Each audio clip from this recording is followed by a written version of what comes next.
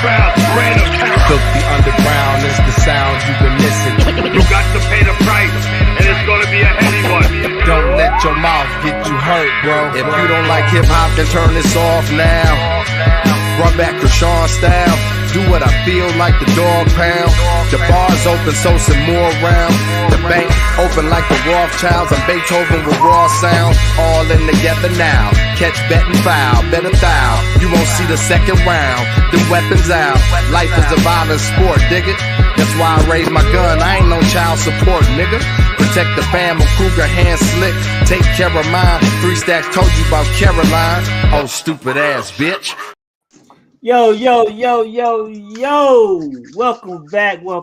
We are back from a hiatus, but we ain't missed last week. But anyway, we are back.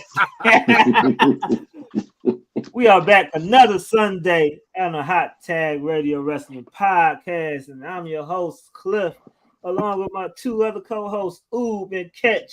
Sally's got some family issues he got to take care of, so he's going to miss this week, but he will be back next week. And we also got a special interview for you all today. Some say, well, he is rumored to have a job, but he dressed like I messed up. He's rumored to have a 9 to 5, but he dressed like he's still dope. Oh man, we got Mr. Valid as our special guest today. What up, man? Welcome, Thank Valid, you for having me. Welcome. Thank you. The homie Valid on the show. Thanks for coming in, baby. We're here, man. Appreciate it, bro. What up, though, Ketch? What up, though? Man, well, fellas, man, we got 30 minutes with Valid, man. Let's get this joint started on the road. Valid, man. Peach Brandy, man. Tell us about the new album that just released. I don't know what exactly date you released it, but a few weeks ago, right? The album's been out. It dropped early August. So it's been early August. Okay, a couple months. With that, a few weeks ago, I dropped a music video off of it, though. But Peach Brandy is a sequel to my project Plum Brandy. Okay. And basically what it is my parents, they are my family, my parents, whatnot. They are not from America. They're Serbian, from ex-Yugoslavia, from that region of the world. So with that being said, I just kind of like tapped in. So like many years ago, Dilla's mom, Ma Dukes, introduced me to a cat in Serbia when she found out I was Serbian. And he kind of basically, his name's Vlada Stojanovic, he kind of basically like ran all the Dilla official stuff going on in Eastern Europe, in that part of the world, any events, any celebrations, merchandise, whatever. And so she was like, oh, you're Serbian. You know, I got a guy in Serbia that I'm doing a lot of work with, super cool cat. He's a DJ. He's a pretty well-known DJ out there. So I hooked up with him. Me and him became friends over the years. And then like, I did my album in 2019 called Mihailo. That's my real name. And Ghostface Killah shouted me out on Facebook when that album dropped. So a bunch of like Wu-Tang heads from that part of the world were like, what the fuck does Ghostface Killah know about that name, Mihailo? Because that's like a specific name to that region. Right. And I think like all the underground hip hop heads, the boom bap, neo soul, whatever soulful hip hop heads out there in the world, I think it sparked the interest. They're like, who's this cat from Detroit that got songs with like Elzai and you know, Guilty Simpson and Fat Cat and shit like that. So it sparked the interest, and that's when I was like, because I always wanted to do something like this since I was a kid, was to do like some hip hop shit, what I do, but just fuck with like elements of the ethnic music where my family's from. So that's how, you know, I hollered at Vlada Stojanovic, who my Dukes introduced me to. And I was like, yo, man, I'm trying to do this thing. And he hooked me up with like some of the biggest, baddest like producers, DJs, rappers in that region of the world. And I only worked with producers from that region, and we only sampled music that came out of that region of the world.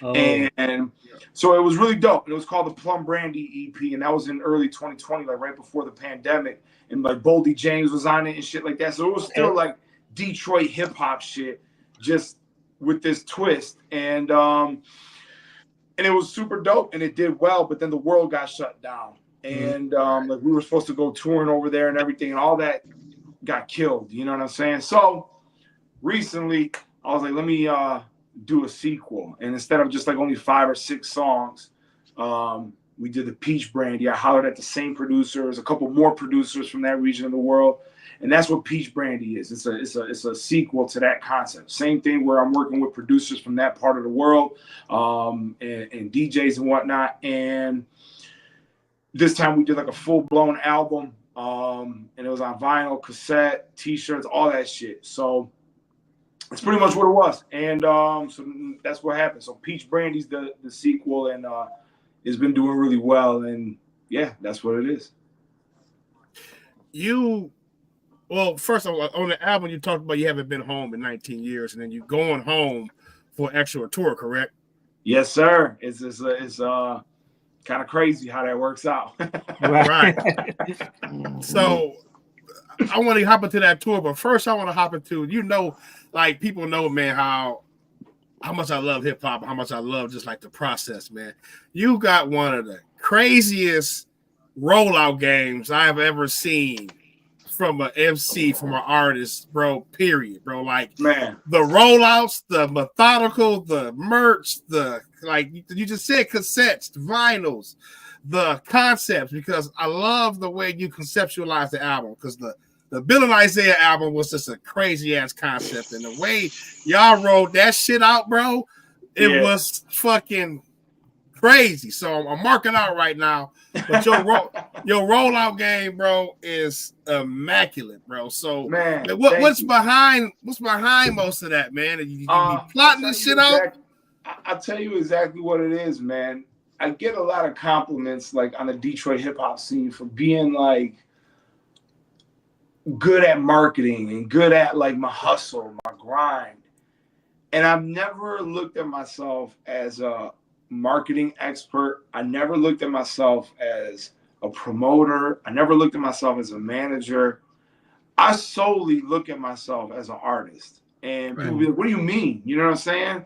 You do all this that other rappers don't do. They don't have merch like this. They don't have, strategies like this. I only know how to do that shit, or I only do that shit because I love the music so much. And I think what I would preach to other MCs is you put your heart into the music. I don't know, like, I never want to make music and nobody to hear it. Right. So the reason why we do the merch, the reason why the marketing, the rollout is so on point is because I want motherfuckers to hear this dope shit that I wrote.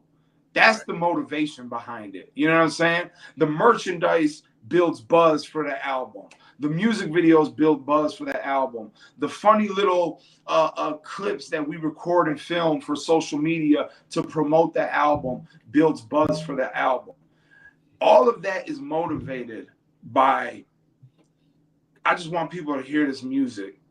And if I literally just go in the studio, make the music and drop it, I don't know how many people it's going to reach. It'll probably still reach some people, but like, how do I expand my reach? Well, you got to do cool, interesting shit to make them want to check you out in the first place.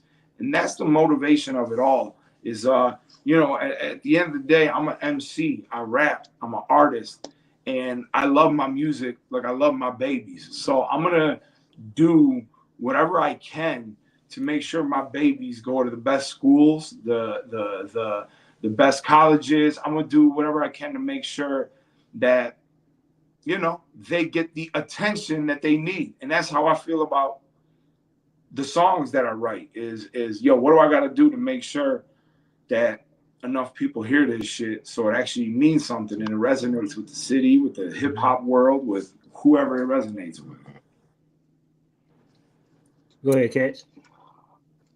I want to ask you, create like your creative process, bro. Like just as MCs, man, like everybody get inspired by something different. You know what I'm saying? And right. I always am intrigued with, like, when you just outside at the grocery store and it's something, you see something, you like, that pop in your head, you watching a movie, you listening to like different types of music, like tell me how your creative process is, bro. I Like, would say without giving out too much game.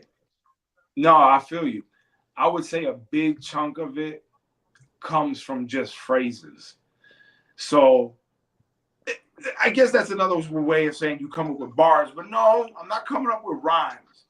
I'm coming up with phrases, or a phrase will pop into my head, or I'll see a phrase on a sign, like you said, walking out the grocery store or something. And I'll be like, damn, that's a dope title for a record. What would that record be about? You know, if anybody's like a big fan of my work or follows my work, they're gonna realize, and me and Stretch talk about this often, where they're gonna realize, like, most, not all, but most of my songs are about something. It could be vague, it doesn't have to be specific, but I don't have a lot of songs like, for example, and I love these guys, you know what I'm saying? Like Freddie Gibbs, Griselda, they just got bangers. It's a beat, and they just put some dope ass rhymes to that beat, and it's fresh. There's really no concept to the song, like the what they're talking about within the verses is not 100% like contingent on what they're talking about in the hook. You know what I'm saying? And that's cool. I got songs like that too, where it's just like, let me just get some of these rhymes off and just talk my shit. But 90% of my music ain't like that. You know what I'm saying? It's this. What is this song about? What is this? Yes. What is the concept of this song about? So I would say titles and phrases. Yes. Like, that's what I get excited from. You know what I'm saying? And I might, you know, see a phrase. I don't fucking know. I'm like looking around to see some shit. Like, you know, all right, I'm looking at my college degree on my wall. If I fucking take, I'll take the phrase liberal arts. Can I make a fucking song out of that? Maybe I'm talking about, you know, I got this chick who's in school, and in the hook I say, you know, she's mastering in liberal arts when she comes to the crib and something, and that's the hood. That's the catchphrase with the songs about a girl. So it's like, that's the way I usually work, is just find that phrase, pluck those couple words out, and create a whole thing about it. It's crazy how you just described your how you come up with your schemes and rapping and stuff. It's crazy how rapping and professional wrestling correlate with each other, because when you go inside the ring and wrestle, you just can't do just going inside the ring and wrestle. You gotta come up with something that comes together to create your art. You know, hey man, talking with Ethan Page, and you see like Triple H say this shit, you know, he's like, a lot of people can learn the moves. You feel what I'm saying? A lot of people can learn the moves. And I'll say, you know, no disrespect to MCs, rappers, which I'm first and foremost, but to learn, quote unquote, how to rap, I don't really think it's that big of a deal. You know, Twinkle, Twinkle, Little Star. Right. You can do that to me and Oob was just you're technically rapping. You feel what I'm saying? But are you saying anything of substance? And are you doing it in a way that's unique? So I would say most athletes, any professional athlete, whether or amateur athlete, can learn and go how to take a suplex, and can go in the ring and learn the moves in a few days. I don't think that's that big of a fucking deal. And most pro wrestlers that I know have told me that.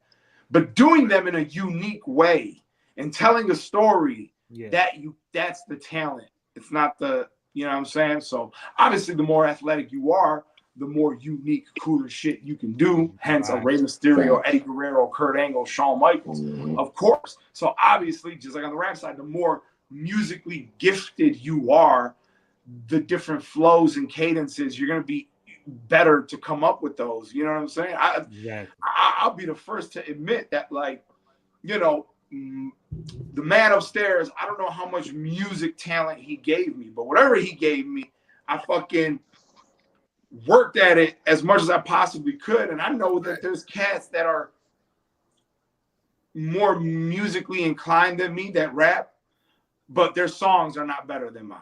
Right. Hey. I'm still Right. in that Come way. on now. You already You know. might be able to rap better than me, but press play, dog. My shit bang better than yours. Hey, bro. My shit's more interesting than yours. You know what I'm saying? I feel like that. And I feel like there's a lot of rappers like that in the game. Like, one of my favorite MCs ever is Common, right? Yeah. To me, with all due respect to Common, his flows, cadences, bars, patterns, metaphors, blah, blah, blah, they're dope. They are dope. Don't get me wrong. But he's like, he ain't breaking that shit down like with a quick tongue, like a Black Thought is, a Elzai, a MF Doom is. Right. He's not doing that. But I think that he might have one of the best vaults ever in the game. I don't know if any of the guys that I just mentioned as that can probably rap better than Common, have better all around music than Common. You feel what I'm saying? So, and I think that's a great example, bro. Yeah, and I think that's the difference of being an MC versus an artist, being a pro wrestler versus an actual entertainer or some shit like that. You know what I'm saying? And I don't know. I think like, yeah, you know, I would say Common's one of the dopest hip hop artists ever. If you put him in the cypher with a couple cats, is he gonna be the best? I don't know. Maybe not. But he gonna give you the best music. The thing about Common though, and it's funny that you mentioned him, because he checks off all boxes. You know what I'm saying? He does. And the same with you though. Like, you check off all the boxes. Like, if you listening from a technical standpoint, even though you might be storytelling on the song. I got, you already know me, bro. I got some bars that I wrote down, you know what I'm saying, of yours. But because when I was listening, I like, oh nah, he weaving in and out of patterns. You know, it's like when I listen to MCs, I'm listening different. Like, you know what I'm saying? Like, I'm listening for the message, but I'm like, hold up, let me rewind that. He went. It's like he rhymed on the 1, then rhymed on the 2, then rhymed the 1 with 3, then rhymed the 2 with the 4. You know what I'm saying? So this is the nerd shit we like, bro. Right. Like, for real. So it's like, you did that. I'm like, okay, valid on this shit. And it's on hold on, what's the name of the song? Let me go back to the song. There's on One of a Kind. One of a Kind, really? Damn, off the Peach Brandy. Okay. Yeah. Well, you said I'm still bumping Dilla. Up the big proof. Yeah, I like the girls that go boom. And the kinky little broads and the girls and the kinky little broads and the cars that go vroom, your crew, your entourage, your squad, your platoon. So I'm listening to, okay, he rhyming, you know, the broads and the squad and the entourage. Like, I'm hearing that, and then on the, you know, on the back end, it's like bar, cars, you hear the platoon. Yeah, I be on some nerd shit, bro. But yeah, I be on that where I be listening. I'm like, oh no, weaving in and out, motherfucker. Like, so like, I appreciate you telling the story and weaving in and out of them patterns. Like, and Common, he do that sometimes too. People he does that too, and that's what I'm saying. I'm not saying that Common's not a great MC. He is a great rapper. He's a great MC, dope lyricist. But I was just comparing him to like the top echelon human beings of rapping. The fucking there's nobody like Eminem. There's nobody like Royce, Elzai, MF Doom, Black Thought. You know, these are the motherfuckers that when it comes to rapping, like, yo, you probably, you know, there's a couple other names I'm missing out, but it's like, but that how good is the song is a whole different conversation. Right. And I'll say this as my last little, you know, I'm breaking kayfabe.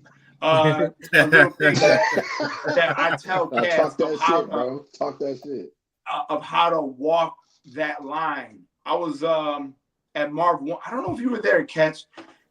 Earlier this year, Marv 1 had a listening party at Silent Riot. Trick was there. Me and Clif know we're really good friends, and me and Clif were talking, and we were just talking about this music shit. And I was just, I said it, and it like stuck with me forever. I'm like, damn, that's really, I think the motherfucking code is I'm always trying to find that balance of like Elzhi and Snoop Dogg. Where do those two meet? One is so simple and one is so complex. And I mean that simple as a term of endearment, and I'll tell you why. And I mean that simple with complex with Elzhi as a term of endearment because, okay, at the sport, you really know what the fuck, you're the king, you know what I'm saying? And if you can find that medium, and I remember Trick like came into the conversation, he's like, he says something real quick. Trick was like, when you find that medium, that's a cold ass combo right there. You know what I'm saying? And I say the way I find that medium, and I'll use that same verse that you just said. When you look at any hip hop classic record, especially like from the 90s era, golden era, and even like in the 2000s, those first few bars you hear on any classic record are super simple, super easy to sing along with. Hi, kids. You like violence? 1, 2, 3 into the 4. Snoop Dogg. These are fucking nursery rhymes. These are Twinkle Twinkle Little Star. You know what I'm saying? And the list goes on and on and on. I can go down a list of classic records that are just super easy to sing along with in the first 2 to 4 bars. And Slick Rick, Once Upon a Time Not Long Ago, everybody knows that. You know what I'm saying? So I just say, like, me personally, typically, a little tool that I fucking grab, and maybe I be showing off too much right now, is those first 2 to 4 bars. Don't try to impress no rappers. Just say some super catchy shit. Come up with a chorus. Talk that shit, bro. Talk that shit, bro. Come up with a hook that is not the actual hook of the song. So you may actually have a chorus already written, and come up with a brand new chorus. And make that the first 4 bars of your first verse, and then go to rapping. That's why the Bill and Isaiah album was so dope to me, because the energy was different. Like I listen, bro. I'm hardcore hip hop. My favorite album of all time, Only Built for Cuban Links. MF Doom, my favorite rapper of all fucking time. Yo, who was the wrestler that just wore the MF Doom attire in Saudi Arabia? Bronson Reed. Bronson Reed, bro. I saw a picture. Who just shot up to my number 2 wrestler from number 10 just because of that move right there. Yeah. You know what I'm saying? But that's why the Bill and Isaiah album was so dope to me. It had a different, light-hearted, still edgy, energetic hip-hop feel to it, man. You guys was having fun on the album, and it was digestible. It was like, I can turn this on and rock it. You know what I'm saying? But it's still edgy and hard enough for me to like, okay, this shit is still in my realm of hip hop. You know what I'm saying? Not that campy, corny. That shit was fucking executed beautifully, and the album just delivered musically, and then everything around it delivered music on there. And, listen, I understand your love of hip hop because, man, I've seen you at every type of show. I was at a show with you at Russell Industrial Center. I seen you. You performed with Stretch at the Fillmore, wasn't it? With the Aretha? Yep. That was Exhibit, Dog Pound. 8 Ball, MJG. Yep. And Big Hurt. And now you going back home. Yeah. To tour, man. So tell us about that, man. I know the emotions is all over the place with this. Emotions are all over the place, and here's how, like. And I'm going to relate it back to wrestling because I know you guys want to talk about this and we'll get to it. But I'm a firm believer in like manifestation, right? And I believe in it in the weirdest way. Like I think like you really have to be careful what's on your mind all the time, because whatever's on your mind and consumes your thoughts is going to come to you in real life, and whether good or bad. And I've seen examples of that in the last year, good examples and bad examples. And I think, in a weird spiritual way, I think that's just the way the universe works. And I think even in a simple physical reality way, if you like let's say you're someone who is a bigger person, you want to lose weight or something like that. The second in your brain you truly decide that you're going to lose weight, you already lost weight before the weight even fell off you. Because once something in your brain fucking flips, that's it. That's done. It's game over. Once that switch goes off, you're going to start behaving in a way that it aligns with losing weight. It just is what it is. Like, I don't have to train myself to brush my teeth when I wake up in the morning and floss my teeth. It's just something you do. It's just a part of your whatever. So your mind controls all that. And that's like the physical version. So once you want to quit smoking, lose weight, make a lot of money, whatever it is, when that flip switches, you just subconsciously and consciously just start doing the shit to make those goals happen. It's the war is already done. You won. It's a wrap. Now it just manifests in the physical. But as far as what you attract, like the last time I was in Serbia in 2005, I just got out of high school, and you know, I always had dreams of like being an MC. Like, you know, 50 Cent was like my favorite, Nas was my favorite, M was my favorite. These were like my heroes. You know what I'm saying? And I would write little rhymes and shit like that. Barely had any recording experience at the time. I went out to this one dude's crib in Canton and recorded on a fucking tape, not even on Pro Tools or nothing. And my man still had just like tape. And I was a terrible rapper. I had no business even wasting anybody's time going up to the mic. You know what I'm saying?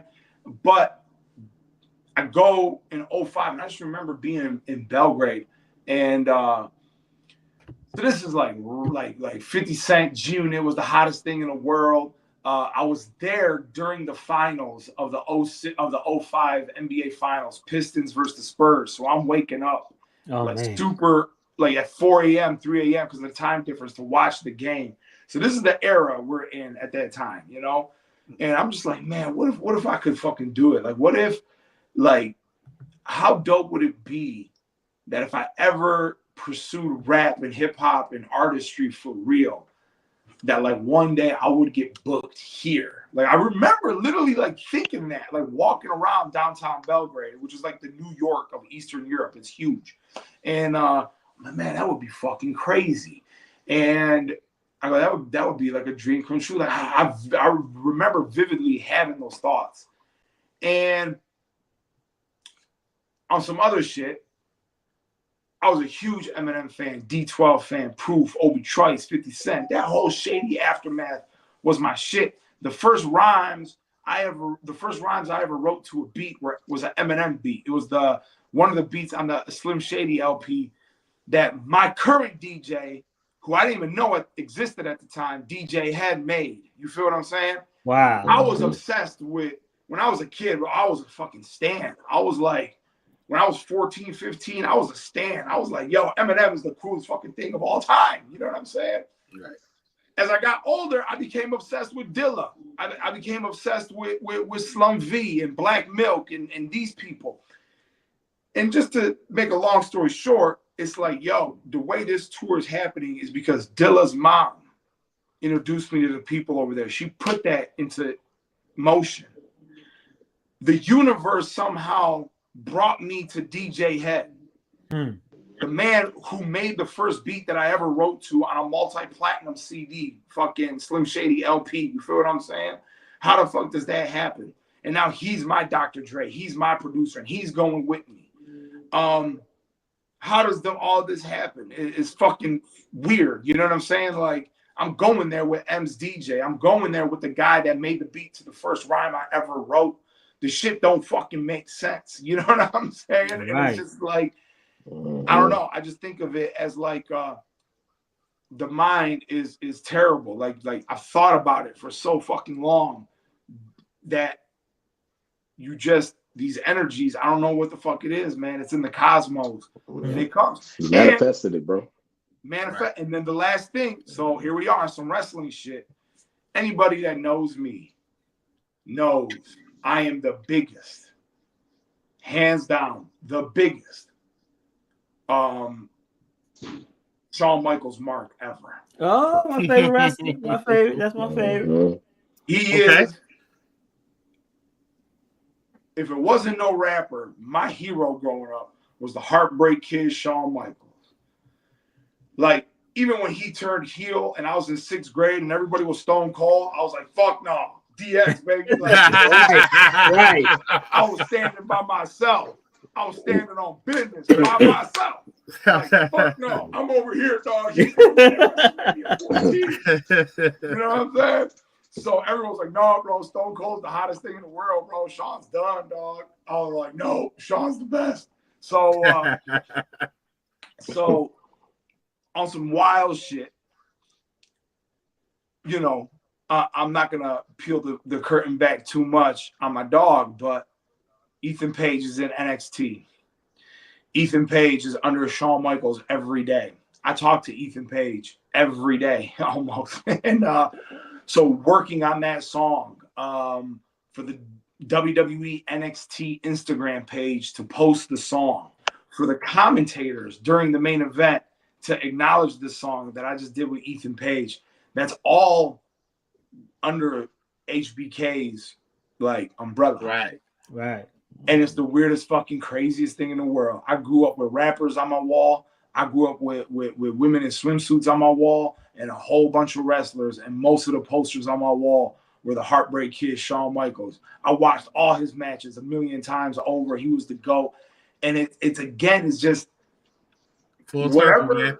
takes up the most real estate in your mind throughout your life is going to come to you in the physical. And that's just, that's the whole fucking thing of what I'm trying to say is be careful what you put in your mind, good or bad, because it's So that's where you basically said it already to my question. I was saying how it began with the Ethan Page, who was a former Michigan resident, just moved down to Florida to go to NXT. But how was it working with Ethan Page, and how did you come with the concept with Child's Play and the video and such like that? Well, the way I started working with Ethan Page, shout out to my guy Elon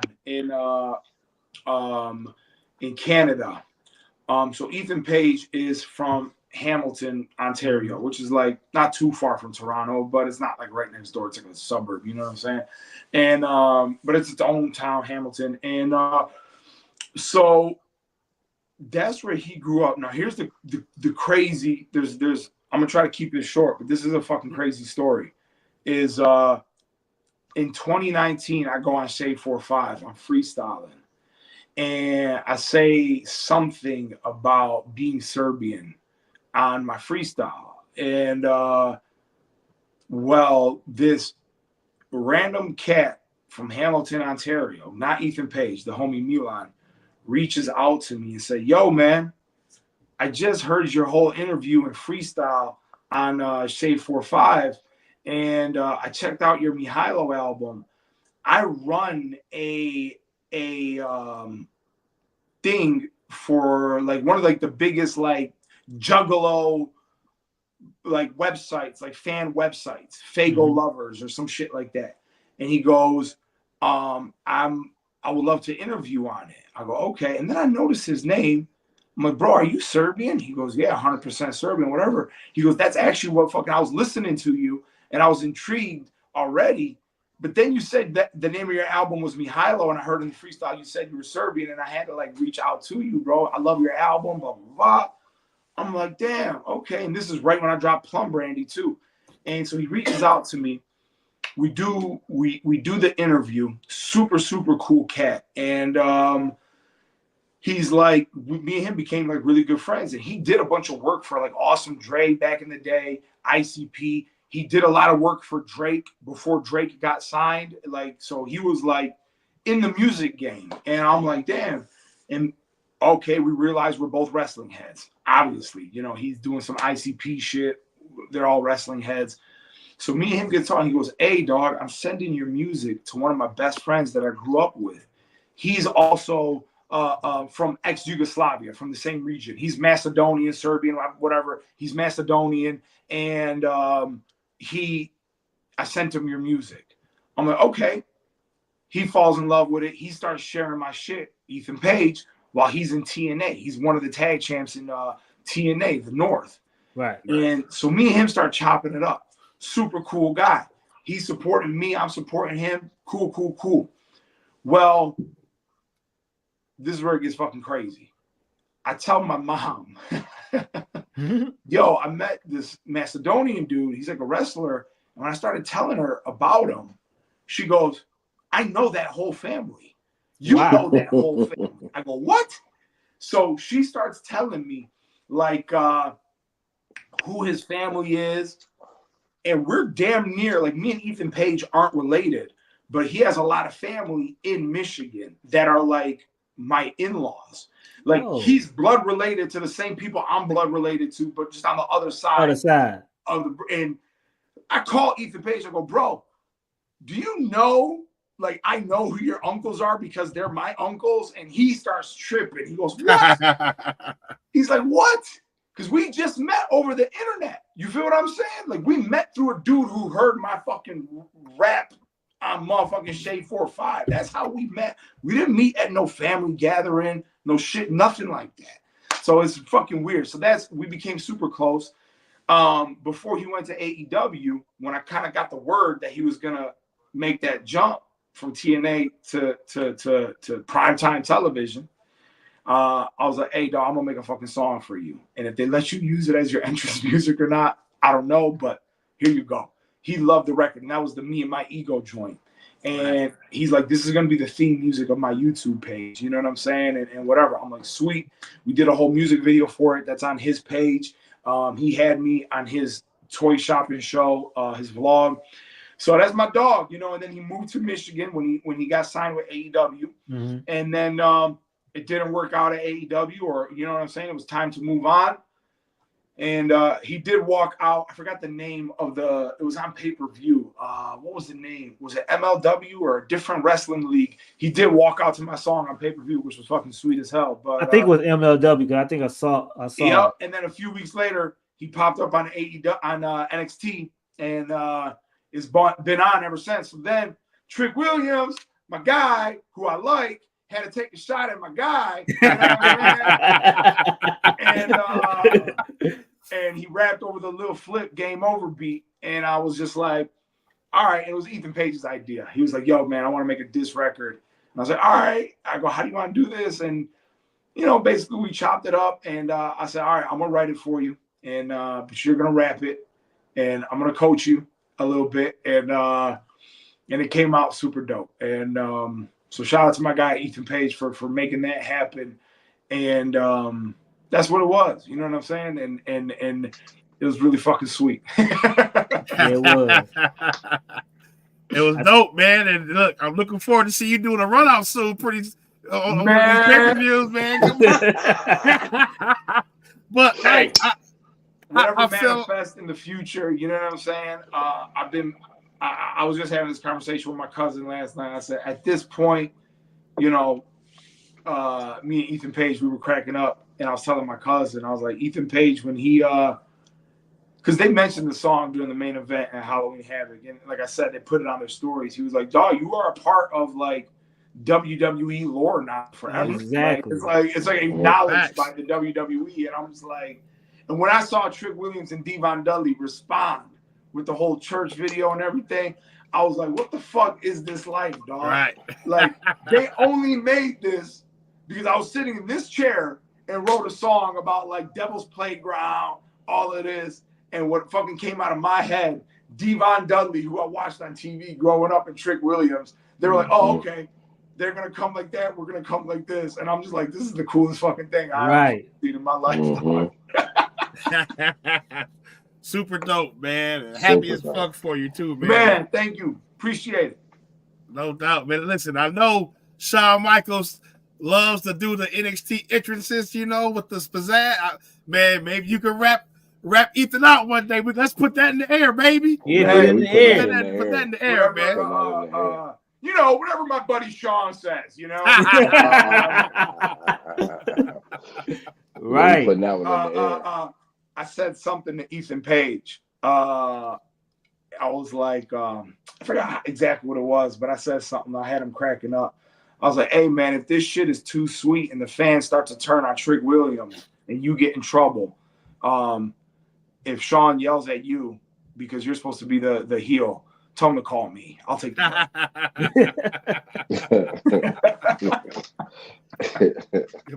that sweet shit music might be. Yeah, Sean, man. It's not his fault, man. How are you? What's going on? So, fellas, Valley got a short time with us, but fellas, y'all any other questions you got for Valley? Peach, Brandy out. Can we bring the Royal Rumble back, bro? Can we bring the Royal Rumble parties? Can we bring that back, bro? When I was living at that crib, you've been to that crib, there was room for that. And you've been to this apartment. I stayed downtown Detroit. I don't know if I could fit that many people in here to watch it, bro. Okay, well, listen. Okay, well, it'll be us four. Right here. All right. Plus bundles. We can do that. Or we're gonna holler at the mutual homie Pigpen. We gotta bring Pigpen. Yeah, or he got the spot for really though, man. He got a dope ass spot for viewing parties. So we might Royal Rumble was fun, man. There was a couple of those parties where I got way too drunk and I was talking too much shit. I just started acting out of character, man. Hey, man, that's why it's called spirits, bro. You know what I'm saying? Right. It brings something out of you. But, remember when them Popeye chicken sandwiches was going crazy? Oh, that was incredible. At the height of the Popeye chicken frenzy. I'm talking at the height where motherfuckers are waiting 60 minutes in line for a spicy Popeye chicken sandwich. This man, Ketch P, shows up to my doorstep with spicy chicken sandwiches. I was like, whoa, you're the plug, bro. How did this happen? Hey, Cat got the plug to everything, cuz. Man, I swear to God. I was like, bro, these are a hot commodity right now. You know how much this going for on the street, bro? It was like he showed up with a brick of cocaine. Like, goddamn, no, I'm joking. But motherfuckers was feeding. And oh shit! And I'll never forget that. That was like, holy shit! This guy is plugged in. Like this is crazy. You can't just get a spicy chicken sandwich from Popeyes right now, bro. This is crazy. He had two. So small people in high places, bro. But those parties were memorable, bro. And I just remember drinking a lot of Hennessy and just walking around like. We were like already on like number 29's about to come out. I'm like, all right, who's 18? What do we got? I'm like rooting for people who are already eliminated to win. Let's go. Shit's gay. He's like not even in it no more. Now we got to bring that back somehow, man. Somehow, some way, we'll figure it out. I got some bar. Listen, we got the bar connects up here in Pontiac. Y'all got the listen. We can make something happen on a bar level, man. You know. Yeah, I know what Ketch wants because when Val throws a party. This shit was crazy. I had alcoholic beverages. I treat my people. This is the old school Eastern European Serbian hospitality that was instilled in me. Okay. When you come to my crib and I invite you, we're watching the Super Bowl, we're watching the Royal Rumble. I'm expecting 20-some people, 30-some people. I got fucking giant sub sandwiches for everybody. I ordered a bunch of pizza pies. I go to the liquor store. I get a bunch of bottles of whatever I want. I got fucking chocolate chip cookies. I know what Ketch wants. He wants the full. Hey, I roll out my parties like I do my albums. Right. Listen, man. He wants the full valid treatment. I got you, bro. I feel you. Me too. Was that last? I think it was last year. It was just me and Valid, bro. We watched the AEW pay-per-view. It was just me and him. And somehow we ended up on Bill and Ted's Excellent Adventure, drunk as shit. Going downtown. We ended up downtown somehow, and I forget where we got some food from, bro. But yeah, White Castle. It was fucking White Castle. It was White Castle. See what I'm saying? And I remember, it's crazy how shit comes full circle, square circle. No, it comes a full square circle when we were having a conversation about the super technical MCs. And we were having the same conversation we just had just now on camera. It was comparing like the simplicity of a Snoop Mm-hmm. or a Ludacris versus like the best MCs that we love. And I remember being drunk as shit talking about that at White Castle.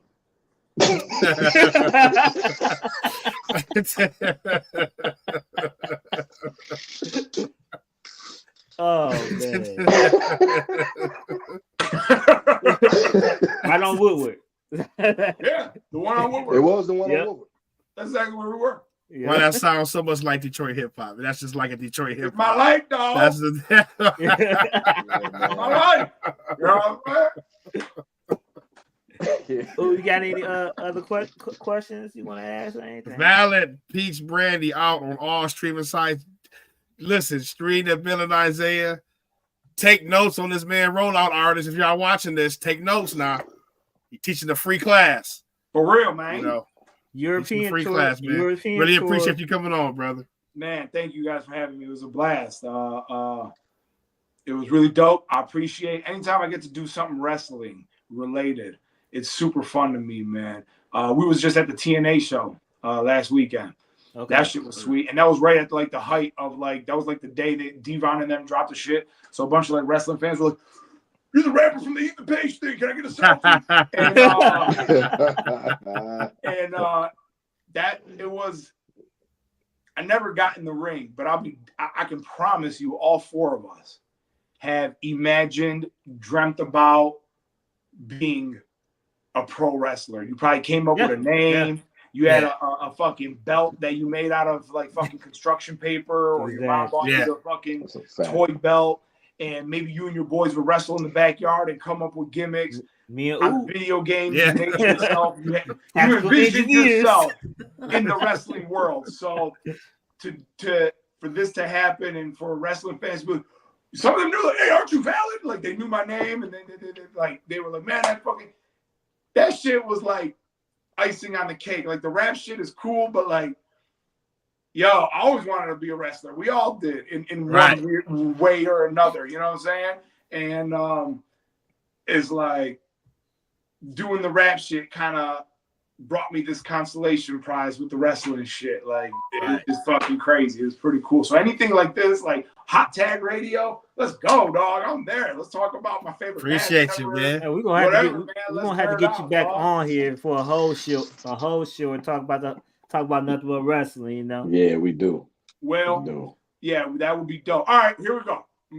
Before I get out of here, we got to pick one match of all time. What's our favorite match? Or what's the first match you remember as a kid that sucked you in and made you like a mark? Like, what was the match as a kid that you saw and you were like, what the fuck is this? Or a moment. Maybe it's not even a match. Because I know what it was for me. Hands down. My first match I ever saw, like, remember watching early was probably moment. I say my favorite moment that got me legitimately hooked was probably a Kerry Von Erich versus Ric Flair for the WCCW World Championship when Kerry Von Erich finally won. I remember watching that on ESPN when WCCW is going to come on ESPN. Yeah. And that's what vividly I remember. I remember that before WrestleMania 3, all that type of stuff. So I remember that. But my favorite wrestling match of all time is it's not a Shawn Michaels match, even though Shawn Michaels is my favorite. My favorite wrestling match of all time is Hulk Hogan versus The Rock. That WrestleMania. That's the perfect example of what I was talking about. They didn't do shit in that match. But exactly. Right. All time. Yep. Exactly. That's one of my favorite matches of all time. Yeah. And there's something about that match that is so exciting, even though they're not jumping off of any ladders, even though they're not doing anything fucking crazy. And that just goes back. Music can be the same way, man. Right. All psychology. Psychology. All right. Next. I remember being in love with WWF when I was a kid. But I remember vividly thinking it was WWF was fake and NWA was real because I saw them, the Road Warriors, gouging out Dusty Rhodes' eye with the spike. I remember him bleeding all over the place.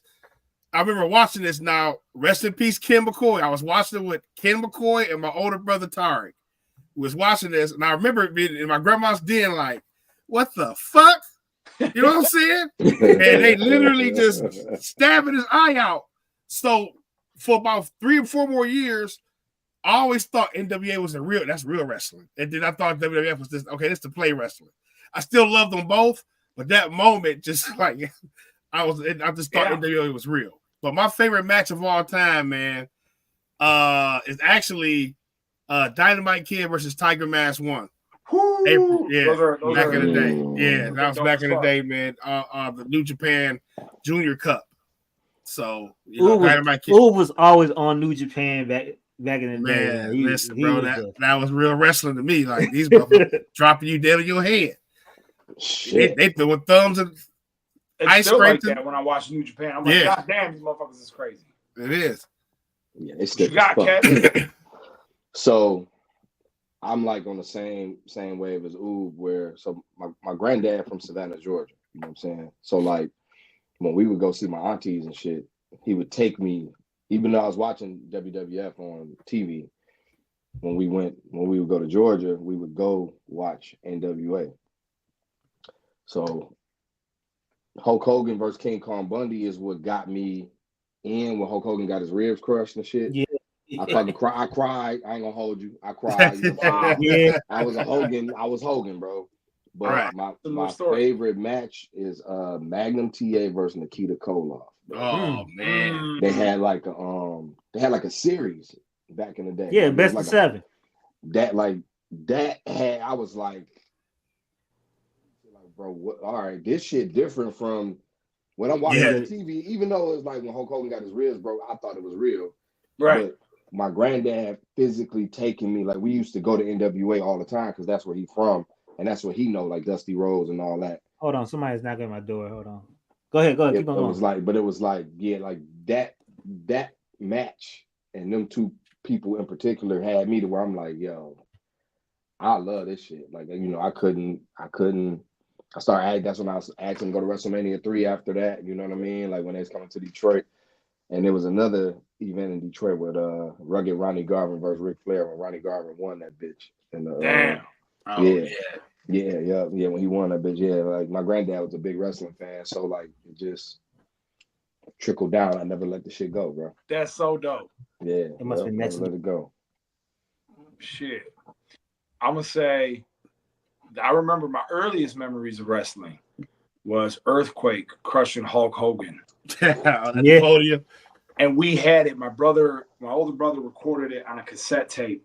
We had the Saturday Night Main Event where it was like the big Hulk Hogan's coming back, you know, after being injured by the earthquake. Yeah. And, I just remember the promo package they had, like Earthquake during the barbershop segment, like kept sitting on Hulk Hogan, like kept doing his finisher, crushing him. And it looked so scary to me as a kid. I'm like, yo, he's gonna die. Like he killed Hulk Hogan. Like it's like I really thought like Hulk Hogan. Like I had to like leave the room because I was scared. So that. And then growing up, I still liked wrestling, but I liked it like I liked the Ninja Turtles, whatever the fuck, you know, things kids like. But the match that fucking flipped that switch in my brain, and I was like, this is the coolest shit ever in my fucking life. Bret Hart, Shawn Michaels, WrestleMania 12, Iron Man match. Iron Man. I just remember like watching that match as a kid, and I'm like, and it felt so real to me. And I was still real to me, damn it. Right. So, like, it felt so real, and it felt like a real sport. And I knew it wasn't like my dad would tell me, like, you know, you can't actually do that in real life. Like, let me try to like you try to pick someone up like that. It doesn't work. And I didn't care. And it was like, there was just something about that match in the story of Shawn Michaels and the boyhood dream and all that. But that match to this day is still my favorite match ever. There's a couple other ones, Shawn Michaels versus Shelton Benjamin on Raw. That's one of my favorite matches. Oh, yeah. Yeah. I personally like the matches that require you to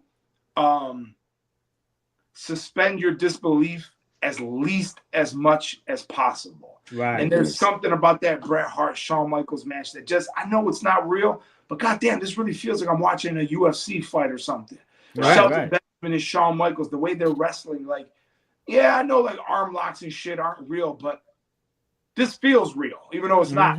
And another one that I throw up there, European title finals, Bulldog versus Owen Hart. Great match. That's a good match. Bad guy versus That's bad a good guy. match. Yeah.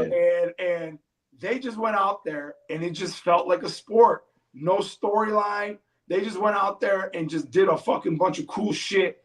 And it was just basic. And I don't know. That's another thing. That's why I'm big on MJF right now. Like, his matches and his moveset is pretty fucking basic, and I like it. You know right.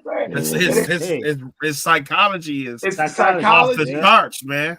It's the psychology and the storytelling, man. Yeah. But no, Iron Man, Michaels, and Bret, my two favorites is to me that changed me as a fucking person. Like it got into my brain, and that was it. I'm a wrestling nerd since then. Well, dope, man. That's dope. Hell yeah.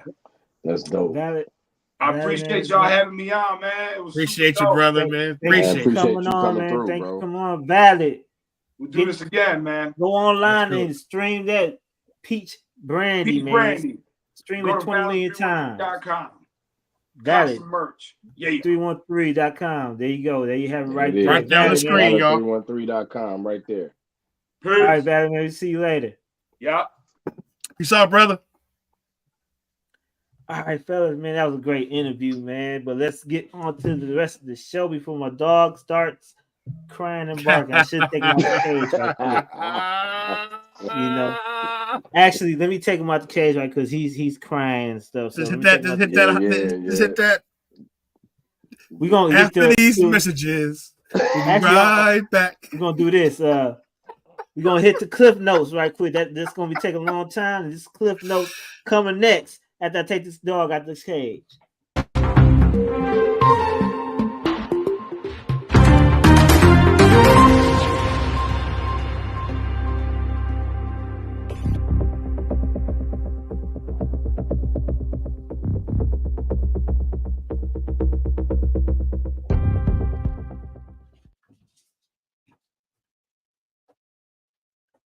Excuse me.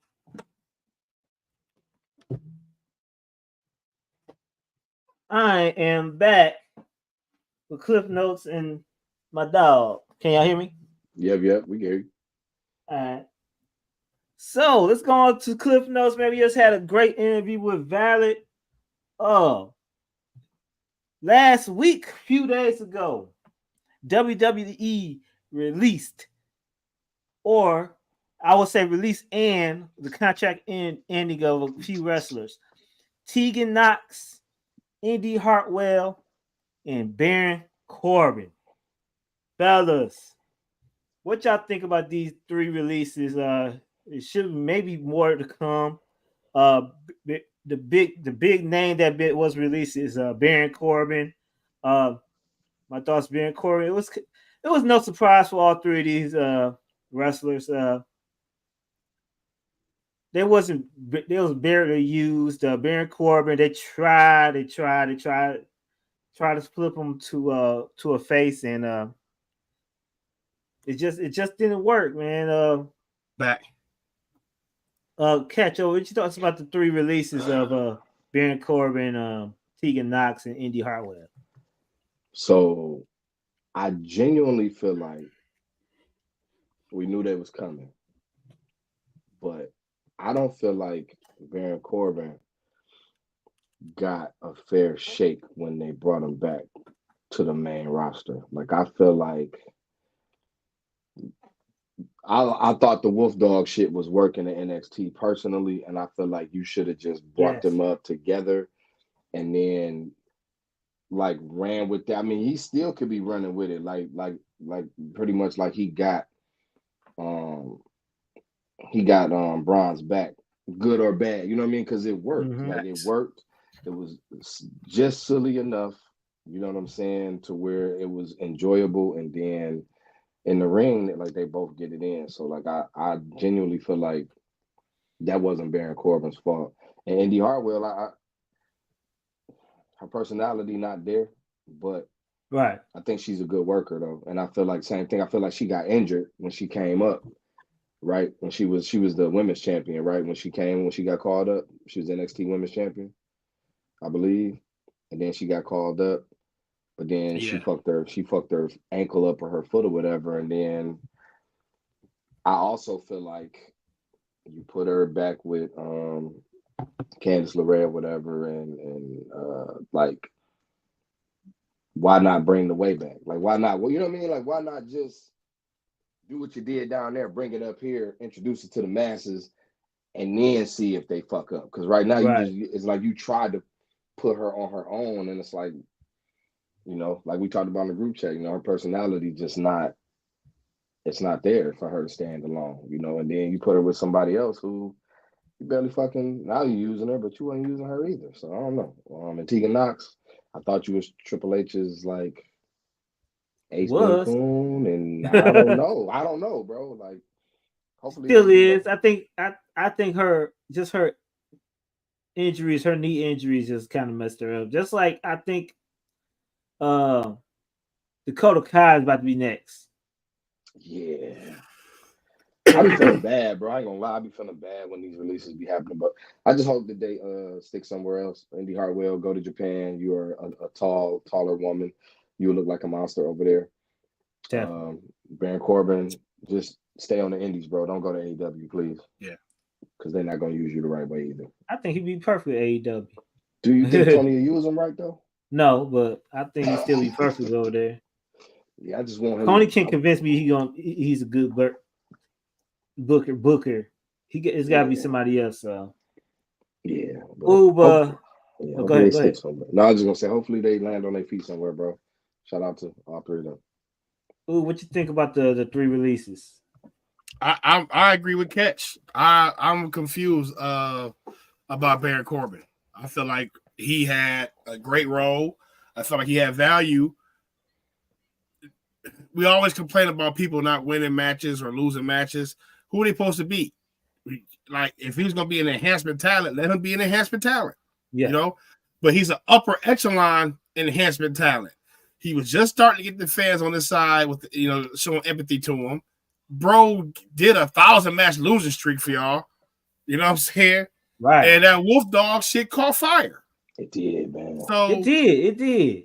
Yeah, like Ketch said, you could have had him like, I got your back on the Raw roster, bro. Like, I'm here every time you in a feud, because, you know, it's only so much you can have him beating all the top single stars with the IC title. Maybe he needs a different type of feud. He's feuding with multiple people. Hey, I got a tag team partner. Boom, we getting that pop. You know what I'm saying? I just feel like Baron Corbin would have been great to keep around. I don't know, maybe his salary was too high for TKO. Who knows? Tegan Knox, Indy Hartwell. Hey, fellas, y'all see me hit Indy Hartwell with a few strays in the group chat a few weeks ago. Her personality, I don't know how she lasted this long. I didn't see it in NXT. And people loved her in NXT. I didn't see it. It's only so much we can do for you without you being able to connect. If you prove that you can't connect, then it's like right now in wrestling, because with everything, we just have Valor on talking about how he try to connect as many people because he wants you to watch it. If I'm not connecting, you're not going to watch me or know who I am. And Indy Hartwell has been floating around the main roster for about 8-9 months, not making a connection. Candice LeRae has more opportunity to make a connection because she has more of a personality.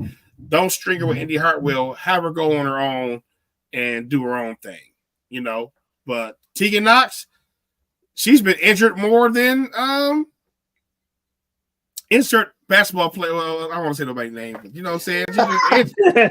Ben Simmons. Ben Simmons. Ben Simmons get an earlobe ache. I'm missing 4 games. Tegan Knox been injured, y'all. Dakota Kai, great call. She's gone too. Right. Like, it's nothing I can do with you if you're on the shelf. People like Randy Orton, I'm going to wait 18 months for. Come on, it's Randy Orton. He's already built. He's already built up and got a name. Exactly. I'm not about to wait. You know, you might have to go on the Indies or somewhere else to prove, boom, and get bigger and then come back. You know what I'm saying? Right. I just hope I got a few names that's probably on the chopping block. I just hope that Baron Corbin gets some type of deal back. He should have been a coach. Who you got on the chopping block? Man, I got Giovanni on there. I feel like they about to just chop him. And I fuck with him, bro. I fuck with him heavy, bro. I fuck with him heavy. Man. I really wish they do something with him, but I feel like that's the direction they're going. Even though I feel like SmackDown could use him, so hopefully I'm wrong. Who else would I say? That's probably Apollo Crews. That's my frat brother, but Apollo Crews is probably on that list. They got guys now that just can come up. They do. You know what I'm saying? It's like they do. Man, and then we'll talk about Becky Lynch in a minute. I got a plethora of women that just come up. And let's go on to the next Cliff Notes, man. WWE ideas. WWE is developing a new developmental program to support independent wrestling prospects and schools, providing them with world-class training, development, and mentorship. The goal is to raise the profile of independent wrestling and strengthen the ecosystem. Fellas, what's your thoughts about WWE dipping their toe in the indies and basically handpicking the people who they want to go to NXT or to WWE? You know, let's start with Ooh. They are building a NFL style scheme to where they the pros. You know what I'm saying? NXT is like they college system. Now you get the deep indies. So now if you lock it in on the indies, all the top indie sites are going to want a WWE ID because that looks better for the students signing up. If I'm running a wrestling school and I'm saying, hey, maybe you can get on from here, make a name, but most of these wrestling schools sell the point to you like, hey, you come in here and you learn the business. So they have to learn somewhere. Then, okay, this former wrestler's running this school. Let me go here. It's a little bit more prestige. Now it's like, damn, this is a WWID wrestling organization. I'm going here. Now WWE is controlling the deep indies. You know what I'm saying? Because I'm not going to that gym. I'm not going up there. I'm going here. I'm going to Knucklehead Wrestling in Ohio because they got a WWE ID tag, and maybe I can get noticed from there.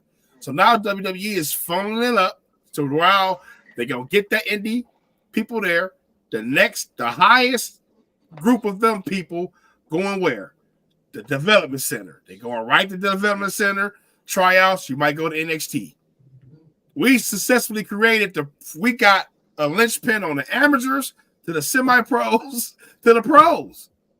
You know what I'm saying? And now we got a college-style system of recruiting to where I'm getting college athletes that didn't go pro or who went pro a little bit coming down here.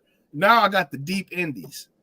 They look at it like as it's an ecosystem. Yeah, it's an ecosystem. Yeah, it's a damn near monopoly. Catch, you go after Oob. I gotta pick up something right quick. You good? Shit, man. I like piggyback off what you said, bro. Like, for one, WWE. I don't know who came up with that idea, but goddamn, man, facts. Goddamn, dog. Like, I think it's gonna allow indie wrestlers like y'all damn near if you go to one of you got a guaranteed little paycheck. You know what I'm saying? Like, you can be an indie wrestler and like treat it like a 9 to 5 with the WWE ID business infrastructure that it seemed like you can. Like, I mean, the average person, if you can make $2,000 a week, you feel me? Like, Right. doing that, like, you can feed your family. Facts. You know what I'm saying? Or if it's $1,000 a week, you can feed your family doing that. And like you said, it's like I got a foot in the door per se to NXT, and then potentially get to a main roster somehow. Now, I'm surprised it took them this long. You know what I'm saying? Like, because the indie scene is crazy with talent. NXT almost was that, but now NXT is like I ain't gonna even hold you. Like, NXT is like, it's like WWE is in its own stratosphere, and then NXT is rivaling with the AEW. second and third. Yeah, like, and so AEW, now TNAs. you got some shit that can compete with MLW and GCW and HOG. Like, that's kind of fire. You know what I'm saying? I don't know what the downfalls could be from it. You know what I'm saying? Because we ain't seen it kick in yet. But like, shit, whoever thought of that idea, bro, somebody just got paid. Somebody just got paid. That's a great idea. And hopefully it's successful, and hopefully it just create more parity when it comes to this thing that we love. And listen, and think about it like this too. I can get a hold of you before you get too deep in your ways, and with my developmental traits of how WWE runs, or how, okay, bro, you cold in the ring, but somebody let Ricochet get to develop to the point to where he didn't develop promo skills until he, you know what I'm saying? Now you come to WWE, now you have to develop the promo skills to get over. Like, I can see a prospect that's 20 years old, and hey, keep an eye on him. Have him work on this, did this, blah, blah, blah, blah, blah. Okay, now I got the wheels churning. Because they and them WWE ID, like, because I think it's Reality Wrestling, it's Cody Nightmare Wrestling, it's Seth Rollins. Seth Rollins. Yeah. They working the hard camera already in no developmental territories. You know what I'm saying? Like, when they teaching them guys that down there, listen, bro, this is how they do it up there. So they learning that at 20, as opposed to being a killer on the indies till you 33. Now you coming up to the main roster. You ain't a promo game. Your body halfway tore up. You still can go, but you know, so you're missing a lot of that stuff that WWE be wanting in the wrestler. That's why many of them fail. People like Timothy Thatcher, bro. Like, we love him. Yeah. WWE, he probably won't get over until we got to do something silly with him. Right. Yeah. So let's go on to the next rumor. Dustin Rhodes, aka Gold Dust, Cody's big brother, is rumored to have contract has ended with AEW. The problem is that Dustin Rhodes currently has the ROH 6-man tag team championship with Von Erichs. And a tag team championship, right? And a tag team championship. Sammy Guevara, right? Yeah. Oh, man. So trying to keep him in, didn't he? If this is true, what do AEW do with the ROH tag team championships and the 6-man championships? And what is next with Dustin Rhodes? What's next for him? Hall of Fame, maybe? Ooh, no, let's start with Ketch. What's your thoughts? He absolutely is a Hall of Famer. Yes. Absolutely. It just depend on what matters to him right now.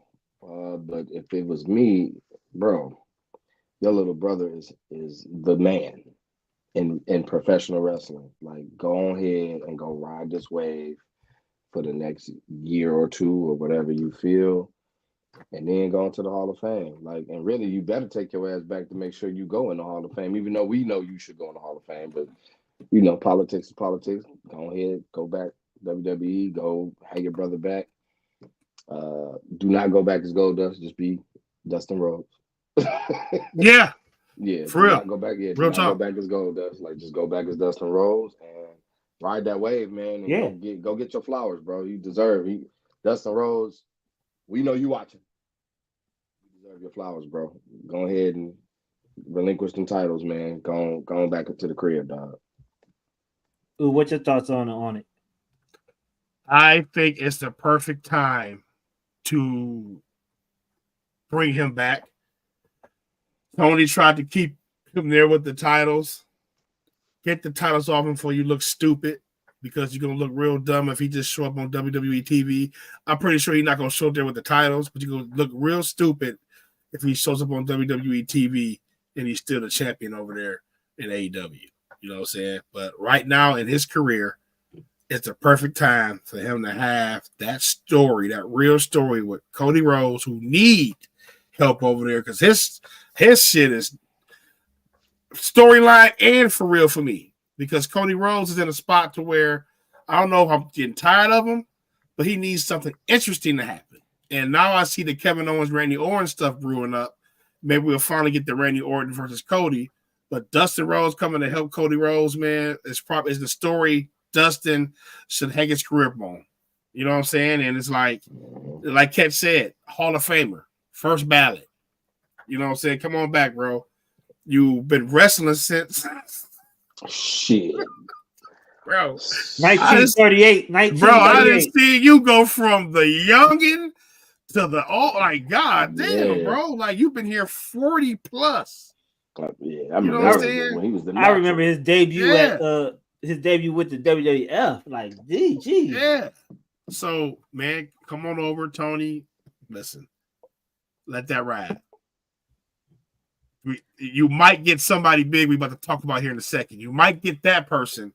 Stop holding on to people and just do something smart with them titles before he make you look stupid by just leaving and showing up on WWE TV. Okay. But Dustin, come on now. It only makes sense, baby. Yeah. It only makes sense. My bad. Dog got into my earphones. Now you good. Let's go on to the next one topic.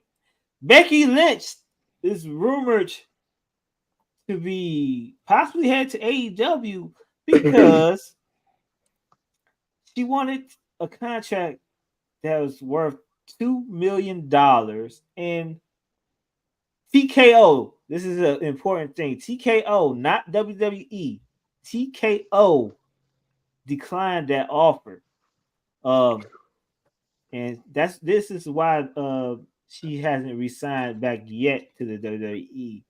And it is rumored to have it that Tony Khan is willing to give that money up.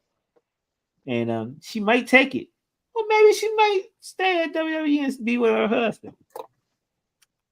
Fellas, what's your thoughts on Becky Lynch possibly going to AEW?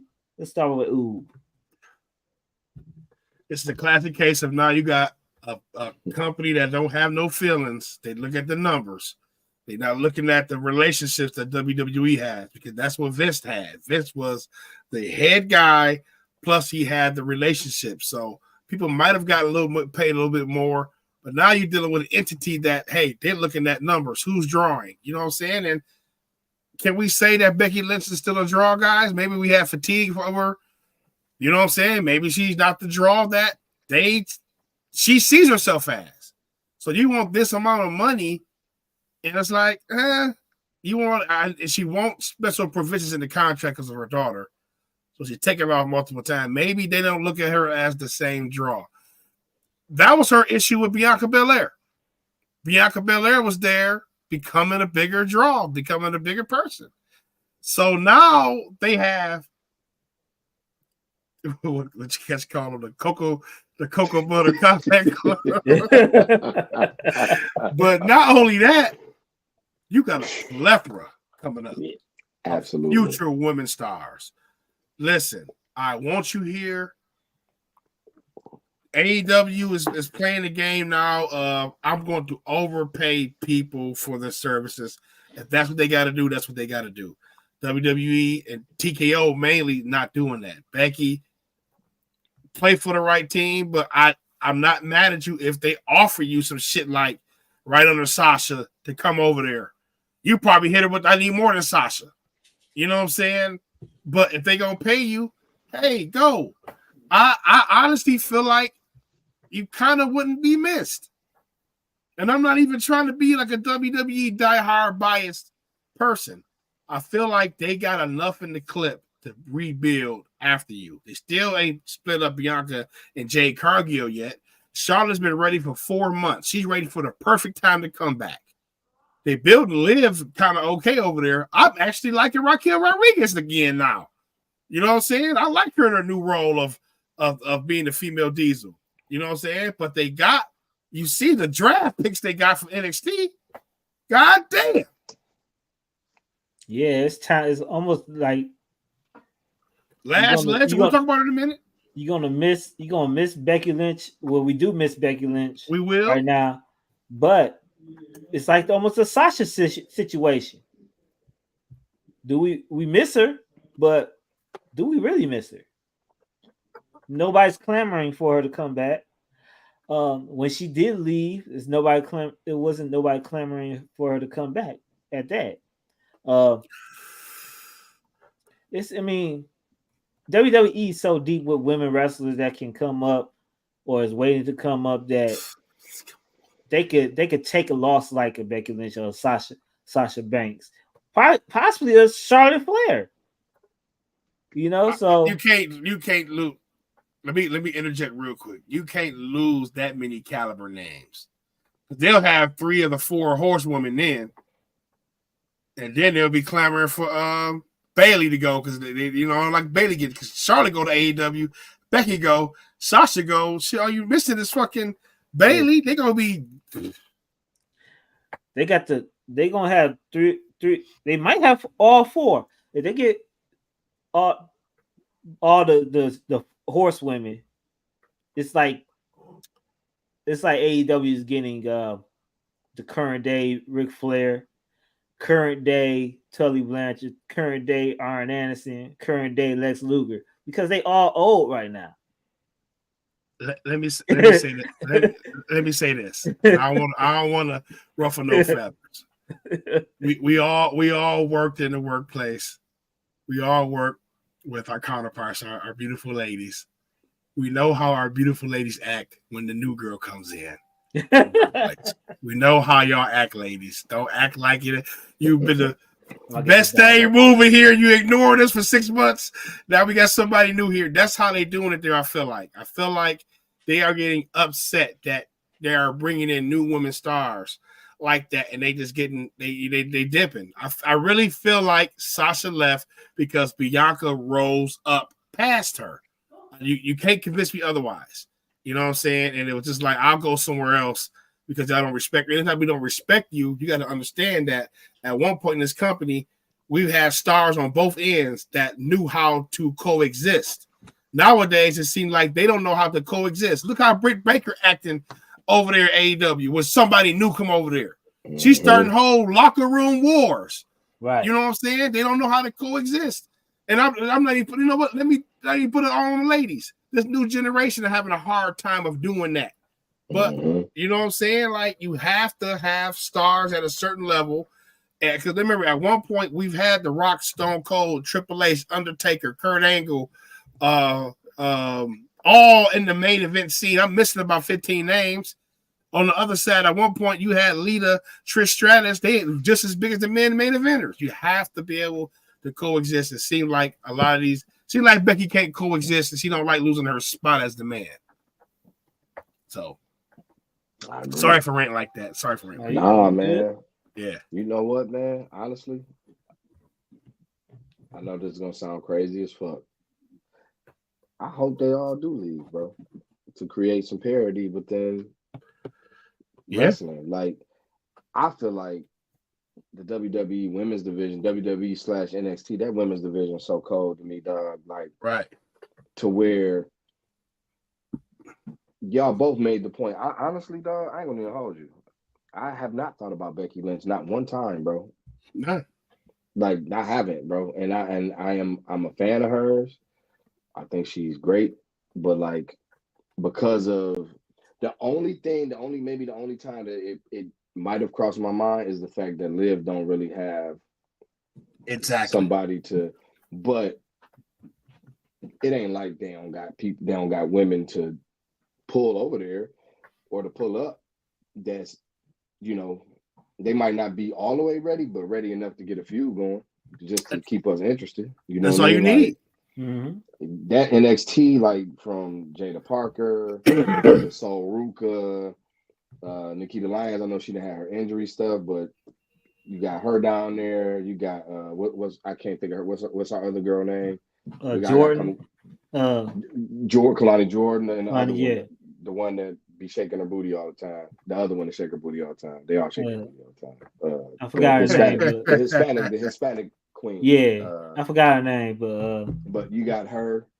You got fucking Cora Jade. You got Roxy. Yeah, man. There's so many, and I hate to say it like this. Julia. Got Julia. Stephanie Verqueer. Right. You got what's she changed her name. Delta. Delta. Shit. Where the fuck is old girl that was with Toxic Attraction? Both of them. I mean, well, not JC Jane, the other one. She got injured, but the redhead one, I forgot her name. You got her. Like I mean, there's so many dope women performers in WWE to where I kind of do. And Tony Khan, you need to listen to us. Nigga, go after them. Give them offer. Don't go crazy. But if Becky want $2 million, offer her 1.6 and see what happens. He will. Right. You know what I mean? If you build that division up over there, I think that would help a lot. If you actually use storylines, brother. But yeah, I want to see them leave personally. Because they are. I mean, I hate to call them old because y'all not old. I'm not disrespecting. I'm just saying y'all have been at the top of the women's division for at least 5 years straight. Like they old. It's time, man. It's time. It's time for y'all to move around. It's time. So let's go on to the main topic at hand. Yesterday in the afternoon, WWE was in Saudi Arabia for their annual Crown Jewel event. Sold out crowd. Very, very, very nice looking set. As always in Saudi. I thought the PLE was a subpar after a couple of good to great Crown Jewel events these past few PLEs they had out there, and I think this is a kind of a downfall they had with this one, just because they had a good card, but I thought that the emotion of the card wasn't there. That they just said, "Let's get this over with, and let's go back to the States." What's your overall thoughts of the Crown Jewel PLE, and do you think that this was a great or just a regular PLE? Was it a great or good? It seemed like a side quest. It seemed like a little side stop. You know what I'm saying? It's just the crowd in Saudi took me out of this pay-per-view. Took me out of this event because they just chant shit, y'all, and they just like, bro, Gunther and Cody is doing rest holds, and they said this is awesome. It wasn't nothing they just did to warrant the chant. They just be ole, ole, ole, ole, bro. You don't do that for these two. You do that for Sami Zayn. You know what I'm saying? It's like I don't get it, bro. They just chant shit. This is awesome. Holy shit. You know what I'm saying? And they, bro, just climbed the turnbuckle. And they was like, bro, it just, I don't know, man. I feel like the crowds everywhere else overseas, we getting a crazy hot crowd. And they be hot for certain moments, but it seemed like they be waiting for the bigger stars over there. So I kind of felt like it was a good pay-per-view, though, because it was a match on there that I can't wait to talk about, man. That was just one of my matches of the year. Should have been longer. Ketch, what you thought about the pay-per-view? Away from the speaker. I was entertained. I was entertained. From start to finish, I was entertained. I agree with Oob though, that crowd, well, it throw you off a little bit just because you trying to. Yeah, I feel bad because it's a foreign crowd, but it's like they don't get it like how we get it, and other foreign crowds get it. So that did kind of dilute it a little bit, but I thought, what I'm saying, I enjoyed myself though. I enjoyed myself watching the pay-per-view. I actually was a little late to an engagement that I had to be to because I was kind of locked in. So overall, I enjoyed it. I probably give it a 7 out of 10. Okay. So far. Yeah. Okay, let's go through the card. This nigga cute. Can't keep this nigga on my lap. Hold on, let me get this wire from let go, motherfucker. Okay, hold on. Get down. All right. Every time I put him on my lap, he try to bite my earpiece. I might have to go back to the wireless boys so you don't bite him. So let's go down to the card. Oh, the first match, man, you had the OG Bloodline going against the new Bloodline, man. This ended kind of wonky to me. I had a little botch going on with Roman Reigns and his squad, man. Roman Reigns almost forgot to kick out. What you thought? No, that was Jimmy slow ass. Yeah. The tag up. Jimmy forgot to break the tag. Yeah, Jimmy looking a little sidekicking still. Oh, definitely. I really hope that he really get out of that role of being and get his own character, man. Because man, Jey Uso, he had the building going. Right. So I think he's the top merch seller right now. He's bigger than Roman. They said he doubled Roman and CM Punk. Yeah, I seen that. That's crazy. That's crazy. And I'm looking at it like I understand why. Bro is a walking kid's dream. Like if I'm taking my kids there, they yeet it up.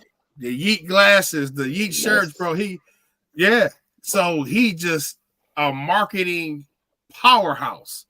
Roman Reigns still up there because Roman Reigns still the biggest draw in wrestling.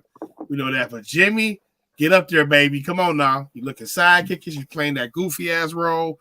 You got you know what I'm saying? You got a chance to solidify your character too, because I don't see that Uso tag team coming back now after not witnessing with Jay main event. Jey Uso like, bro, I need this solo run right now. Even though Jimmy wants that for Jay. Like he said in the interviews, bro, he's like, man, I'd rather him go do that, man. You know what I'm saying? Maybe that's more of his passion. You know what I'm saying? Maybe he cool in his role of just being like, hey, bro, I'd rather chill, sit back for a while. But I thought the right team won this match. Yeah. I think even outside of that box, I still think the right team won. You let Solo and them win, man. Get them, let Roman them, and Roman taking that pin to Solo, man, that was huge. That was huge. So let me ask you a question right quick. Do you think, not now, but in the latter future, do you think Roman Reigns goes back to his heel persona? Because I know they wanted to have him face. That was the goal for Vince McMahon to have him the biggest face of the company. But it seems like to me that Jey Uso may be that biggest face of the company, and Roman Reigns might be well off being the biggest heel of the company. Either just keep them separate. Even though I know Netflix is probably saying, hey, nigga, we want Roman Reigns. So on this show, because they already put the play in for Michael Cole and a few other people. Yeah, Charlotte might debut back on there. It depends on whether they want him over there on Raw or not. You know what I'm saying? Him being the biggest. Because I think Roman right now should work the face angle up until he faced The Rock at WrestleMania. Let's get past the final boss first. You know what I'm saying? You need somebody on the caliber of a Cody Rhodes or a Roman Reigns to face somebody like The Rock. Maybe it'd be a triple threat. You know what I'm saying? You can have him turn on Cody and you know, take his spot back. But right now, let him ride this face wave out. SmackDown need it for sure. They do. He was just such a big villain, bro, that his void is missed on SmackDown. Cliff, they need to pump some heel over on SmackDown. Maybe Obafemi. Maybe. I forgot to put that in the rumors too, but we'll do that next time. Yeah. Ketch, what's your thoughts on this match? What's your thoughts about the ending of the match? Sami Zayn ended at the end of that match also. With this story, Sami Zayn and Roman Reigns hitting each other at the end, causing more confusion. Tell me what your thoughts about that, Ketch. I think the match, it was the right call on who won the match. I think because it's like y'all got to build camaraderie back. Y'all can't just get back together and just yeah. Y'all done had a lot of whole ass shit was done between y'all within the last year to where Jay had you beat for the title. Jimmy saved you. Jimmy and Jay beat at WrestleMania. Sammy damn near had you beat. I forgot which pay-per-view that was last February. SummerSlam. Oh no. With Sammy and Roman. Yeah, Roman. Yeah, that was. I feel like I want to say Elimination Chamber. Obviously we know they're gonna get together for War Games and they're gonna win that, and then the final boss gonna come back. So I like the fact that it's like, okay, we got to build up. Like, man, we ain't fucking on the same page. We got to get right. Like, we ain't even all wearing the same color right now. You know what I'm saying? Like Ooh said, Jay is got the Miami Vice colorway going on, and he the top merch seller. You can't kill it. You got everybody wearing black and red. Somehow, some way, somebody need to be differentiated. Like, okay, this the OG bloodline. This the new bloodline. WWE, I'm not a marketing genius, but I'm just saying y'all need to, you know what I'm saying? Somebody need to switch some shit up real quick. And then we still got, because isn't War Games 5 on 5? Yeah. So it's still, you know, we got Big Dog Hikuleo lingering somewhere in the background, and then who else gonna be with the OGs? You know what I'm saying? Like, I don't know. Like, I feel like it was Rock. Rock gonna be with the OG new bloodline. With the new bloodline. Yeah, the special fifth person. Watch, you gonna come out fifth. So do Hikuleo jump with the OGs? Let that I'm lost on because they got 4 with Sammy, so I'm thinking like, all right, who's the other person that's been lingering with the storyline? There's really been nobody. It's literally been nobody unless they bring in somebody new. So you're right. But I like the fact that they slow rolling it, and y'all they need to earn each other. Like Roman need to earn their trust. Like, you lost, you took the L. He ain't gonna like that shit. I like how he was making the facial expressions when Jay was you know what I'm saying, getting his shit off. He was looking like rolling his eyes and shit. Like, what the fuck this nigga doing? But it's like, yeah, Roman, you gotta earn their trust back, bro. You gotta earn their trust back. And so I can't wait to see how they play this out. You know what I'm saying, with Sammy kicking his ass in the goddamn head and knocking him out or whatever. But I thought they made the right call though. Let's go on to the second match of the night, man. I think this is probably one of my favorite matches of the card. Probably my second favorite match on the night. The WWE Women's Tag Team Championship match: Bianca Belair and Jade Cargill versus Damage Control, Chelsea Green and Piper Niven, Jakara Jackson and Lash Legend in a fatal 4-way tag team match. And this was a hard-hitting Yeah. It was some botchiness in it, but it was still good. What to be expected for the Fatal 4-Way, you know. It was a hard hitting match, and I enjoyed this match, man. And the winners of this match was Bianca Belair and Jade Cargill, but the real winner of this match was Lash Legend. Ketch, what's your thoughts on this tag team match? Good match. Super entertained. A lot of good spots. Some shit where I was a little shook, where I'm like, oh shit, did she just get her neck broke?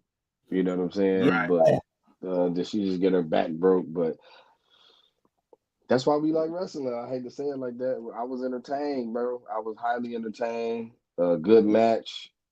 I feel like the match did what needed to be done as far as showing that Jakara and Lash are deserving to be in this position as far as women's wrestlers. I feel like it's putting prestige on the women's tag team titles finally. Yes. Where we give a damn about it. Yeah. And that shit, that's all I can ask for. You know what I'm saying? Like, and I guess Damage Control are faces now. I guess. Yeah, they did we like you, so we're just gonna make them likable faces. Yeah, the soft turn. Yeah. Yep. So and hopefully Chelsea get a solo run now after. Please. Yeah. Chelsea Green's so good, man. Damn it. Yeah. So, but other than that, it was dope. Dope match, man. Dope match. She's gonna be in WWE forever. She's gonna be like a Natalia. Yeah, but give her a run because she got a certain heel energy. She got a certain character. I know she can do with that title, that mid-card title. Like that mid-card title comes, Chelsea Green needs to be considered being the first champion. She should. The fan, we love her. So yes. I don't know if she's gonna be able to be a heel according to us, but we love Chelsea Green, man. She's a good worker. She's dope character, dope on the mic. Like, yeah, hopefully her and Piper split up. But dope match though. Dope match. Great match. And this is why WWE probably don't care about certain people leaving, because it's a match, 8 women. It is a match that's just can all have a crazy solo run if need be. You know what I'm saying? Down to Piper Niven. If they stop playing with her and let her do her thing. You know what I'm saying? We just talked about Chelsea Green. You got Bianca, you got Jade. But most importantly, you got Kyrie still with Io Sky, who's a former champion. But most importantly, man, you established like Lash Legend. Like, dog, I forgot how she is Jade Cargill size, if not bigger. You know what I'm saying? They look at her like, man, this might be it. This might be the one. They got a draft picked with that. Yeah. And you know what, Jakar? Same thing. She has raw potential, but great size, and they look like they belong yesterday. I was talking to Clif about before we went on air. They look like they belong. That crowd maybe didn't know them too much, but I'm glad that they're getting them more established on the main roster. It was time to leave NXT or flirt with them moving up from NXT, because I was ranting last week about certain people. It's time to go. And Last Legend especially, Chikara might can stay down there for a few more, but Last Legend, it's time to go. I would love to see her on Raw. You know what I'm saying? Even though you know, because you just missing. You're missing so much over there with injury, just with depth anyways, but man, she just give a different flavor over there. You know what I'm saying? And Raw ain't got no sisters. You right, bro. BET over there on SmackDown, MSNBC over there on Raw. Real talk. Raw ain't got no sisters. So what you call NXT then? NXT. NXT, BET Uncut. NXT is Spice, bro. NXT is Spice. But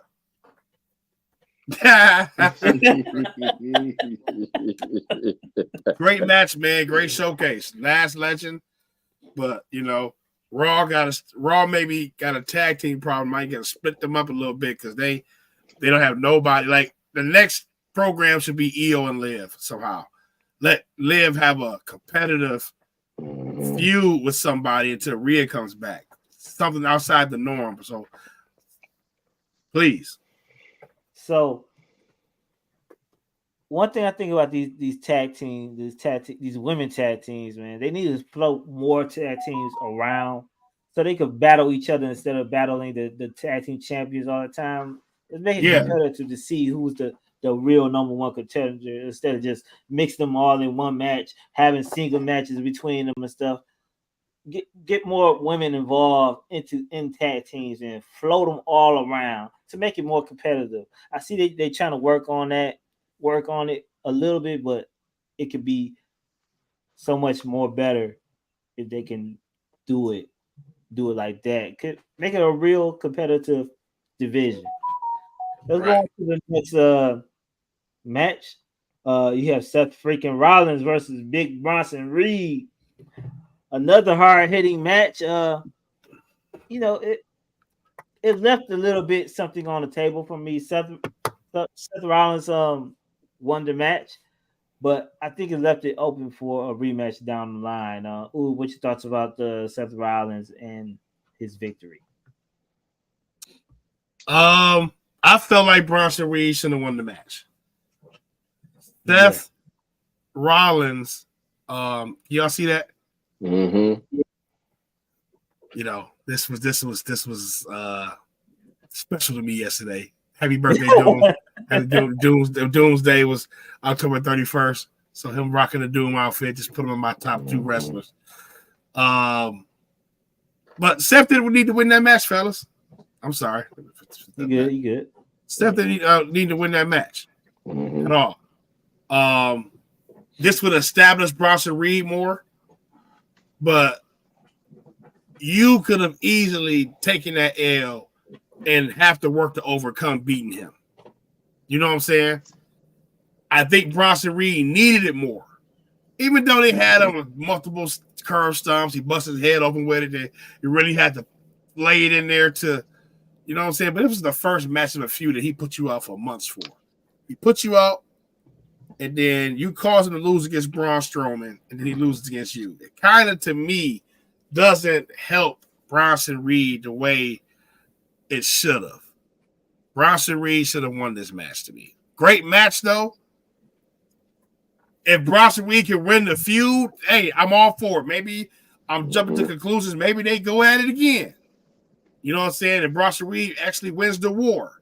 So let's Seth get a few wins in and then Bronson Reed get a big W.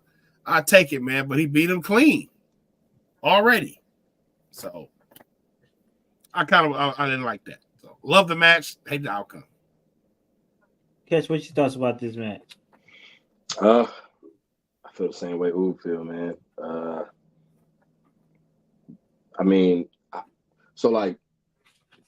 I'm happy that Bronson Reed getting his shine, but like he's supposed to be like the monster that the WWE has. So like Seth Rollins is already accomplished, bro. Like shit, just put Bronson Reed over and continue to push him shit to be like a major player over on Raw. Like Right. And kind of make him like an anti-hero, you know what I mean? Like, because I feel like he's gonna be another one that we ain't gonna let y'all keep him just straight up heel too much longer. Like we fuck with him, especially him doing shit like his ring attire, where like we finding out, oh, you one of us. You know what I'm saying? Like put him up there to where it's like, okay, he go after Braun Breaker and it's a legitimate feud. You know what I mean? Like a legitimate, like Braun might lose the dude, you know, like put him in that mid-card scene for right now and have him be uber competitive with it and potentially go into the main event scene. I do feel you, Brian. Like maybe it's the promo, maybe it's his promo game, but I don't know. Sometimes when it's a monster like that, I thought his promos it's pretty good right yeah, now. he don't really got to say too much. I'm about to beat your motherfucking ass. Like I ain't got too much Right. to say. You know what I'm saying? I ain't got too much to say. You know, but yeah, I mean, I like the match. I just wish that Bronson would have won, but I did. You know, like Oob said, I feel the we curb stomped him on the stairs and he got the leak, and it's like, oh okay, we got some blood and Saudi. Okay, I'm Right. out, y'all. Yeah.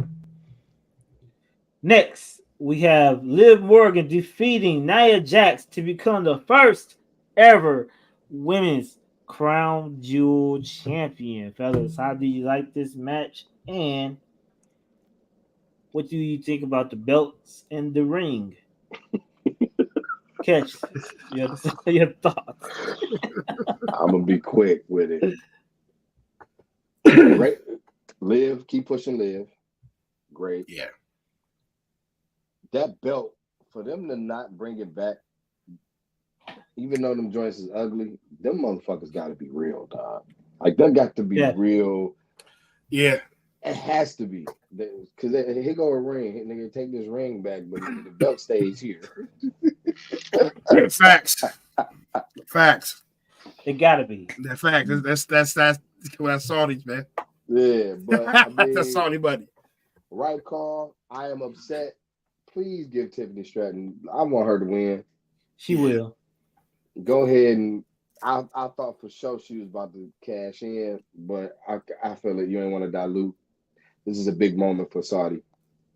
So did they turn her face? They did, bro. This whole shit, yeah, man. They did, bro. They did. Yeah.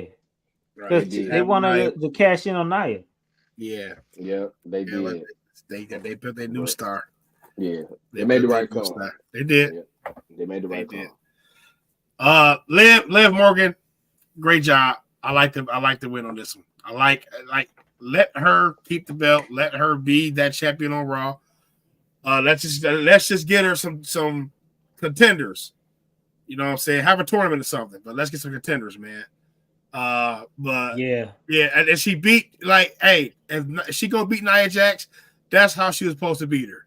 All shenanigans, all bullshit. You know what I'm saying? Because Nia is champion, I love it. Nia is probably one of the best. She walks like a champion, talks like a champion. Like she got that big bully aura to me, and I love it. And Tiffany beating her for it is the right call. You know what I'm saying? But Liv Morgan, let her run with that belt until Rhea's finally healthy enough to come back and beat her at WrestleMania. I don't know if the injury's legit or not, but Rhea honestly hasn't done nothing else but live since earlier this year. And now Rhea is in a weird spot on Raw to where she's not even interacting with nobody else. Like you ain't wrestling nobody else. You know what I'm saying?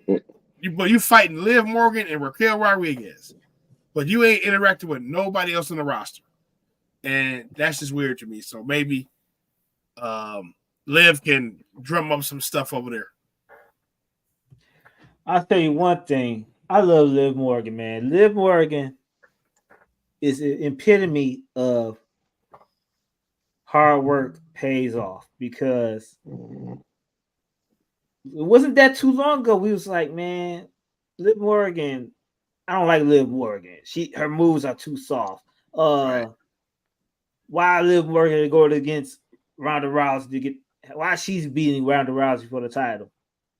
She was just asking those questions. You know, now she's believable. She's wrestling. She's not the best wrestler, but she's wrestling better. You know, that's hard work. She sell like a motherfucker. She can sell. Yeah, that's hard work. She getting destroyed. Yeah, she do. Yeah, she got pretty emotional over there in Saudi. I don't know if it was just because she was trying to sell the fact that she won the title, or was that real? But yeah, I think it was real. Because she sees the work is paying off. So let's go on to the next match. Randy Orton versus Kevin Owens goes to a no contest. And I think this match was like that because they was running out of time, really. So this was the match, and it makes sense that this match goes to a no contest because they could float it over to uh, Survivor Series. I don't know if y'all want to speak on this match. It wasn't really nothing, but let's go to Oob and see what's up. Ooh, what's your thoughts about this? Maybe Randy helps the original bloodline. I don't know. I don't know what they're gonna do with that, but they can take it on the Survivor Series. You know, they want to stretch it out. Was it a time issue thing or just? I think it was a time issue. Okay, because Randy got stretched out after the match. You know what I'm saying? So, yeah, man, we'll probably see it at November 30th at Survivor Series. Catch, what you thoughts about it? I just want to say, Kevin Owens, we know you watching. You are a very deplorable human being for beating up Randy Orton with a Cowboy Bob Orton cutoff T-shirt on. Right. But that's why we love you, though, dog. That's why we love you, dog. They were fucking each other up. That's really all I got. That was, I was entertained. They was fucking each other up. Randy got escorted out. Randy, hopefully you tap back into Viper mode or Legend Killer mode or whatever little deranged place you go and you beef with Cody. Like that's what I would like. That's all I got. So let's go on to the next match. Is the United States Championship match, triple threat. LA Knight defeats Carmelo Hayes and Andrade. What your thoughts on this match, man? I ain't gonna lie.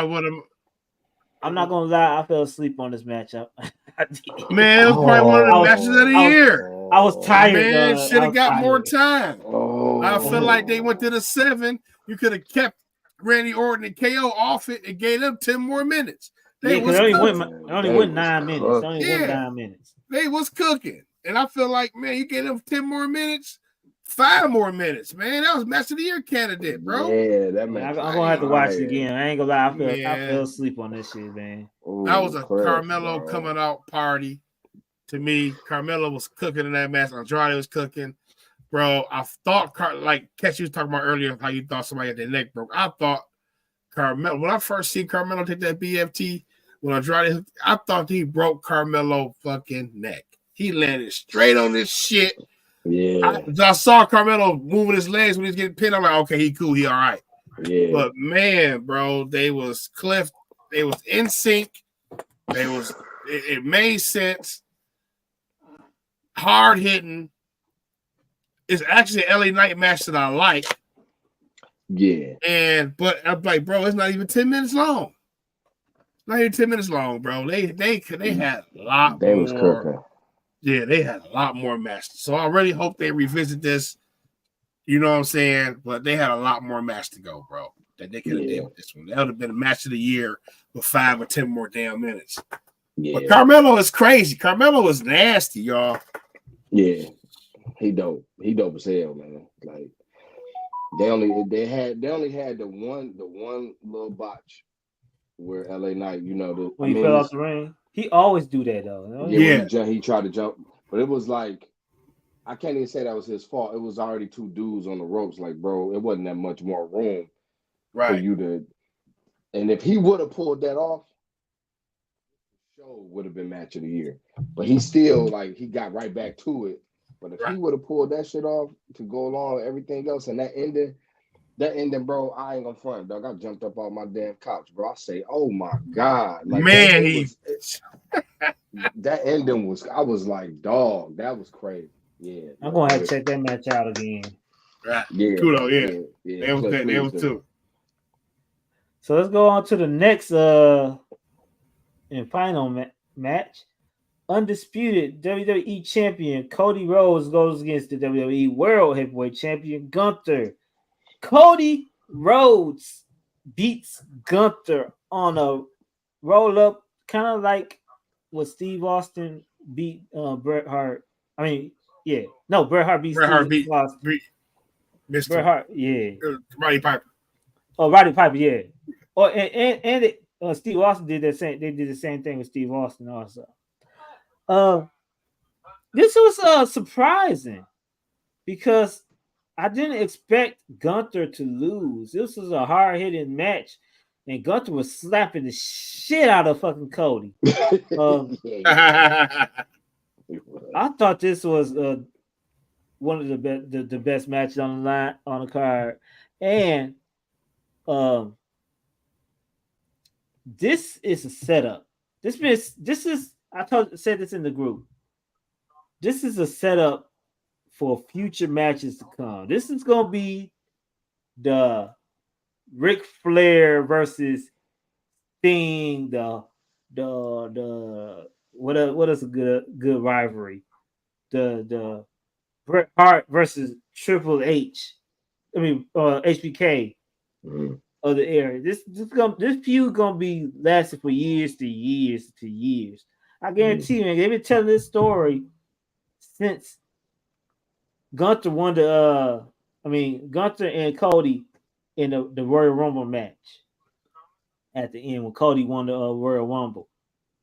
This is the second part of the story as far as Gunther versus Cody. This story gonna keep on being told every year, probably every other year, until they get to the same show. What your thoughts about this match right here? I thought Gunther should have won the match. Tired of Cody, bro. bro, with every big accomplishment, like all these big matches, what sense to it? Like he should have. I don't know, bro. Maybe he's just a face, and I felt like him getting this victory is going to lead to him losing that title soon. You know what I'm saying? Because when he loses the title now, bro, you had the title for this many months. You had these different victories. You had these accomplishments. So now when we take the title off of you, it ain't going to seem like a big blow to you. You know what I'm saying? You never had no 2-year title reign. I fully expect him to lose the title to The Rock, and The Rock carried the title to WrestleMania, and somebody got to beat The Rock for the title at WrestleMania. I feel like The Rock should lose the world title at WrestleMania instead of winning it. So somewhere down the line, he might face The Rock and lose. You know what I'm saying? Or whatever. But I just felt like Gunther deserved to win more than Cody. I want to establish this world title to kind of meet up with this WWE title. I want this title to have that same prestige. But I kind of knew the ending once I saw Liv Morgan win for Raw. I know they about to let 2 Raw people win. If y'all hear some voices in my background, that's these niggas playing NCAA and somebody's intercepted the ball.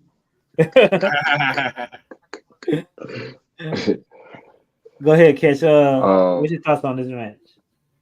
The match was fire as hell to me. Just in-ring technical wrestling, you know what I'm saying, hard-hitting wrestling. Man, I loved him too, man. I was watching that match in awe. Like it was a great match. That was a good ass match, man. Like I'm torn because me personally, I wanted Gunther to win because that's where I'm at right now. Like he's my guy right now. But I understand why Cody run because of where they was at. And because of we talking what the young niggas be saying is deeper than rap. We talking okay, like Cody's he's the guy, he's the face, it just looked better. The crowd wasn't fucking with Gunther either. Damn near felt like it would have been a riot if he'd have won over there. But yeah, I feel ooh though, like Cliff and what you said, because if I'm not mistaken, Cody then eliminated Gunther 2 Royal Rumbles. 2 Royal Rumbles, yeah. And even beat him. So like something has to give, bro. Like something like he kind of got Gunther number and can't nobody else fuck with Gunther. So like there's something to this, and I don't know what it is, but it's a reason for everything, man. Like, I think I get what Triple H is doing, man, about this storytelling here, man. Good. It's gonna be good. It's gonna be good. Yeah, like I do feel like I do got Cody fatigue. I'm not gonna front. Like I'm not gonna front, bro. Even though he is the only black heavyweight champion in wrestling right now, I still think it's time for somebody else to win, man. I think it's time for somebody else to win. I'm not having Cody fatigue as of yet. I love Cody. I like Cody. He's one of my favorite wrestlers right now. It's just once they get that one person, I think Kevin Owens is gonna be that one person he's gonna have a major few years to come with. Roman Reigns will be that one person, and it's gonna be a couple more people also because them his competitors right there. So he got the people. Just what's the story going to be behind those competitors? Because them just winning the championship is not going to carry like the story like Roman Reigns did. We're not going to see that shit no more. So they're going to have to tell a great story. Whoever beats Cody for that championship. Even though I think The Rock gonna beat Cody at Royal Rumble, so I don't know. But we'll see. Probably. We'll see. Oh, yeah. But fellas, man, it's game time, man, and we've been on here for. I'm about to get ready for this Lions game at 4:30, man. Right. What y'all got on the menu, man? What y'all eating? Man, we don't eat, man. So actually we going about to eat some steak. Okay. Man, I don't know what my wife. I'm about to ask her that right now. She made some brunch today, but I need to be a little something around 4:00. She about to hit Myers, so I might get a little Jersey Mike's. Yeah. So. Ooh. Yeah. I'm looking for ideas, dog. Yeah. Yeah, I might do a little Jersey Mike's, little sub for the game. My dog said, big game today. Jordan Love playing. I thought he was out. My dog said, "I'm going to eat whatever in my bowl." Hey Zeke. Hey, what up, though? But yeah, man, it was a great show today, fellas, man. Your dog be barking at all Michael Jordan posters and shit. Exactly. We learned to hate Michael Jordan. Ain't that right, Zeke? We wear number 11 out here. All right, fellas. It was a great show today, fellas, man. Once again, we'd like to. I got you on full screen. I'm sorry. Once again, we'd like to thank Valid, man. Thank you, Valid, for blessing us on the show today, man. Hope we will see you again on the show, man. Appreciate you coming today, and make sure y'all download Peach Brandy by Valid, man. He got the European tour coming up, man. Fellas, y'all got anything else to say for the people today? See y'all next week. Go Lions. See y'all next week. Go Lions. We will remember, like, comment, and subscribe, man. Make sure y'all hit that subscribe button, man. It don't cost you a thing to hit, man. Hit that shit. We'll see y'all next week. Same hot time, same hot channel. Peace.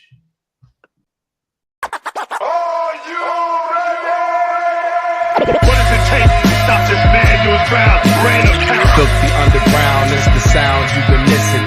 You got to pay the price, and it's gonna be a heavy one. Don't let your mouth get you hurt, bro. If you don't like hip hop, then turn this off now. Run back to Sean style. Do what I feel like the dog pound. The bar's open, so some more round. The bank open like the Rothschilds and Beethoven with raw sound. All in together now. Catch, bet, and foul. Better thou. You won't see the second round. Them weapons out. Life is a violent sport, dig it? That's why I raise my gun. I ain't no child support, nigga. Protect the fam of Kruger, hand slick. Take care of mine. 3 stacks told you about Caroline. Oh, stupid ass bitch.